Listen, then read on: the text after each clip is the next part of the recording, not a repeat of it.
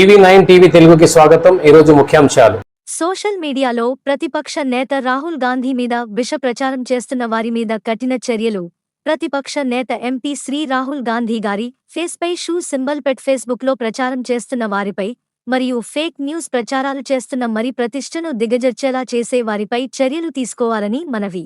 ఇలాంటి పోస్టులు ఎవరైనా పెడితే వాళ్లపై కూడా చర్యలు తీసుకోవాలి. దిగుడు సుబ్బారావు అనే వ్యక్తి సోషల్ మీడియాలో ఈ పోస్ట్ చేయడం, అలాగే వేరే వ్యక్తులు దీన్ని షేర్ చేయడం జరుగుతుంది. వాళ్లందరిపై చర్యలు తీసుకోవాలని కరీంనగర్ యూత్ కాంగ్రెస్ అసెంబ్లీ పక్షాన విజ్ఞప్తి. ఈ కార్యక్రమంలో వెంకట్రెడ్డి, ధర్నా సింగ్, గంగుల దిలీప్, మహమ్మద్ సలీం, మహమ్మద్ ఇమ్రాన్, సత్తయ్య, అబూ పాల్గొన్నారు.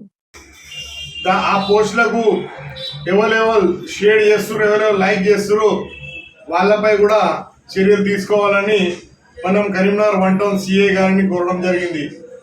ఎందుకంటే మీరు చూస్తా అంటే మన ప్రియతమ నేత శ్రీ రాహుల్ గాంధీ గారు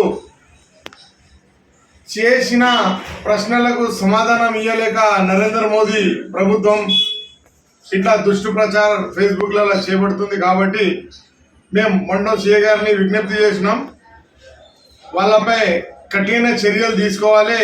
మా నాయకులు మీద దుష్టు ప్రచారం సోషల్ మీడియా ఎవరు చేసినా కూడా మేము యూత్ కాంగ్రెస్ పక్షాన ఆగం.